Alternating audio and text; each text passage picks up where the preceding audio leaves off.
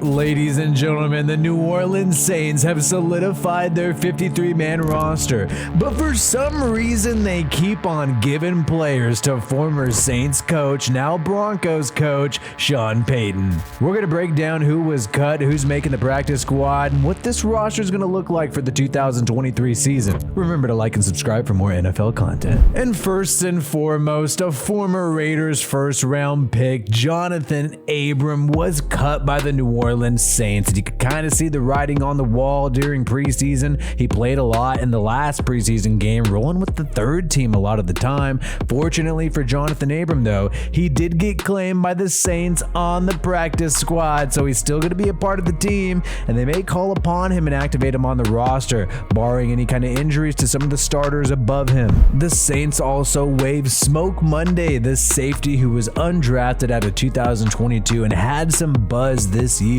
And when you're releasing players with high upside like Smoke Monday out of Auburn, it just shows how much depth the Saints have at the safety position. The biggest release happened when the Saints moved on from Bradley Roby, the cornerback. A lot of people thought this guy could perhaps play in the slot. Looks like Marshawn Lattimore, Alontae Taylor, and Paulson Adebo are going to be the starting three corners. And what was crazy is they originally tried to trade Roby, but they ended up having to release the guy after failing to trade him. And Roby seemed upset on social media, but gave a goodbye to New Orleans Saints fans, saying good luck to my brothers and the Saints fans. Y'all deserve to be winners, #who dat. So still a positive attitude towards the fans. And it's not every day that special teams is a huge story, but the New Orleans Saints traded away kicker Will Lutz for Blake Grupe. And actually, Will Lutz's agent was pretty upset about this, saying the Saints made a poor decision and saying the better player is not the one who's left on the Saints roster, I'll tell you that. So throwing some shade at Blake Grupe, who did really well during this past preseason and training camp as the kicker. And look, the Saints are ultimately going to save money over time by moving on from Will Lutz, but they traded this guy to Sean Payton, helping out the former Saints head coach. And this is not the first time they've done this past offseason. You got Ross Jackson of Locked On Sports pointing out all the compensation that has happened between the Saints and the Broncos so far in this offseason. Keep in mind, Adam Trotman was traded, the tight end, from the Saints to the Broncos during the draft, and really all they did was swap picks. The Saints got the Broncos' 6th-round pick and had to give up Trotman and their 7th-round pick, and obviously the biggest trade was for Sean Payton himself. The Saints got a 1st and 2nd-round pick for him and had to send a 3rd-round pick in addition to make it happen, and the Saints used that 1st-round pick on Brian Bresee. Still have the 2nd-round pick to look forward to next year, but overall I feel like the Saints have been too quick to give Troutman to Sean Payton, give Will Lutz to Sean Payton for practically nothing, and then maybe it's because Mickey Loomis is perhaps still homies with his friend Sean Payton,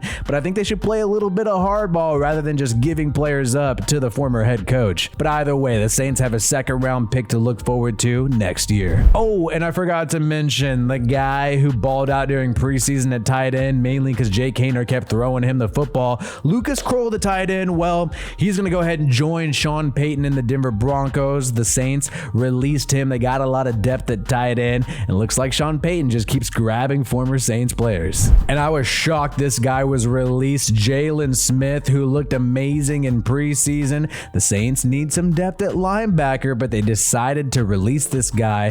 Fortunately for them, they've been able to pluck him and add him on the practice squad, so he's still going to be in the building and perhaps activated if they need him for a game. But this is a guy who's made the NFL Top 100 a couple times in his career with the Dallas Cowboys, and I feel like injuries have been the only thing holding him back, and when you look at him lately, doesn't look too injured to me. Some other former Raiders were dropped by the Saints, and that is Lynn Bowden Jr., the former 3rd-round pick by the Raiders in 2020. He looked really good in the return game. Maybe they'll add him on the practice squad. Nobody else has claimed him. We're going to show the whole 53-man roster, but it's important to note that Keith Kirkwood, who received that touchdown pass from Derek Carr in the first preseason game, he's also had a lot of hype around him in training camp. You've seen Derek Carr praise him. He has made the 53-man roster, beating out a lot of talented young wide receivers. And we know that running back is going to be important while Alvin Kamara is out the first 3 weeks. And former Fresno State Bulldog Jordan Mims has been signed to the Saints practice squad. Between Jake Haener, Derek Carr, and Jordan Mims, the Saints love Bulldogs. And we have the active list of people being added to the practice squad in real time. Shout out to Sports Illustrated for doing this. Shaq Davis,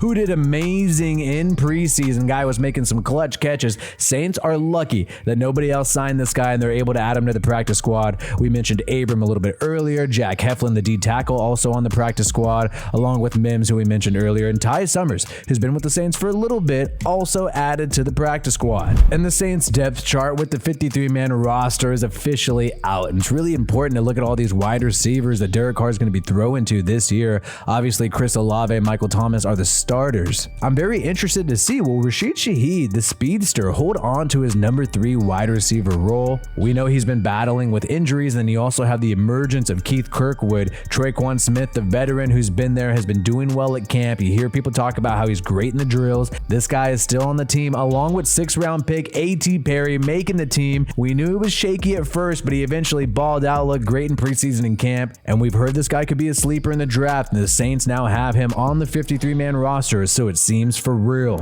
Interesting to note that Andrus Peat and James Hurst are both considered first-team starters here at left guard. It's quite possible you could see James Hurst as the starter this year, which a lot of people would not have expected going into the season. And while Alvin Kamara is suspended, it looks like Kirk Merritt is going to be on the roster as a third running back, with Kendre Miller sitting behind Jamal Williams. And when you're looking at this defense, man, I think this defense, especially on the front 7, especially the D-line, there's just so much depth there. You got Granderson, you got Cam Jordan. Obviously, these guys have been here for some time. But then Peyton Turner, the former first-round pick, I think he's going to be a factor. I think he's going to get on the field along with Isaiah Foskey, who looked great in this past preseason game. And we already know Brian Bresee is going to get his snaps. And you already have Kalen Saunders and Nathan Shepard there, who are going to be your starting defensive tackles. And you can't sleep on Malcolm Roach either. You got a lot of great depth there. The only area of concern from my perspective is linebacker. They kept Sewell from Oregon. They also kept DeMarco Jackson. These are younger guys on cheaper deals who have higher upside, but I think ultimately Jalen Smith is a better player, and it seems like they're just hoping that nobody takes him from their practice squad. You also have Zach Bond still there at Sam linebacker, and safety Jordan Howard, the 5th-round pick from this past year, looks like he's going to be around for some time. JT Gray, the special teamer, is still there at safety. You saw Isaac Yiadom, the former Denver Bronco, have a pretty good preseason. He's definitely making that 53-man roster. And even though Lonnie Johnson Jr. is sort of here at safety, you see him play corner at some times. At least I saw it during preseason. So the Saints only have 4 corners here, but it looks like Johnson is basically a corner. And also Ugo Amandi. I have seen this guy playing in the slot. But if we're comparing this defense to last year, I think you pretty much have the same talent in terms of the secondary and linebacker position. You just got a little healthier team in terms of linebacker and secondary. The question is this D-line going to be better? I think this defense is going to live or die by its D-line. Will losing on Yamada and Davenport be a big deal for the Saints? Or are these new veterans and some of these young guys who they've drafted, are they going to be enough to keep this defense as a top defense in the NFL? And the other big question, Michael Thomas. We're all expecting him to play and be the Michael Thomas that we all think is so great, but we got to be real about the fact that he was not 100% last year. And obviously Derek Carr is front and center, and this offense is going to live or die by Derek Carr, but also this receiving core. Who is going to be able to step up behind Michael Thomas and Chris Olave? Will this group of tight ends be able to make up for the fact that you don't have necessarily the highest paid guys at wide receiver? And will the 1st-round pick Trevor Penning, who's arguably playing the most important position on the offensive line, will he finally live up to the hype? The Saints can go boom or bust at so many key positions, but I think overall they're a better team than last year. Let me know your record prediction for the Saints this year. How are you liking this 53-man roster? And they're playing the Tennessee Titans soon. I cannot wait. It is less than 2 weeks away. Like this video if you have not yet, and subscribe to this channel for more NFL content. My name is WiFiWillie. Peace out, and I hope you have a good one.